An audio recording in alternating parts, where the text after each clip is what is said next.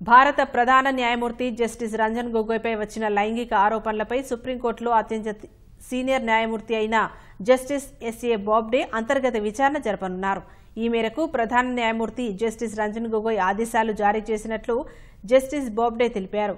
Justice Ranjan Gogoi తర్వాత సుప్రీంకోర్టులో అత్యంత సీనియర్ న్యాయమూర్తిగా ఉన్న జస్టిస్ ఎస్ఏ బాబ్డే నేతృత్వంలో justice N V Ramana, justice Indira Banerjee సభ్యులుగా త్రిసభ్య కమిటీ ఈ కేసుపై విచారణ నిర్వహించనుంది.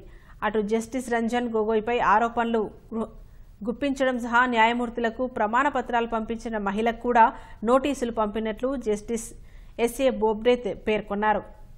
ఈ త్రిసభ్య సంఘం శుక్రవారం మొదటి దఫా విచారణ జరుగుతుందని తెలిపిన న్యాయమూర్తి సుప్రీంకోర్టు సెక్రటరీ జనరల్ను ఈ కేసుకు సంబంధించిన పూర్తి సమాచారాన్ని సిద్ధంగా ఉంచాలని కూడా ఆదేశించినట్లు తెలిపారు.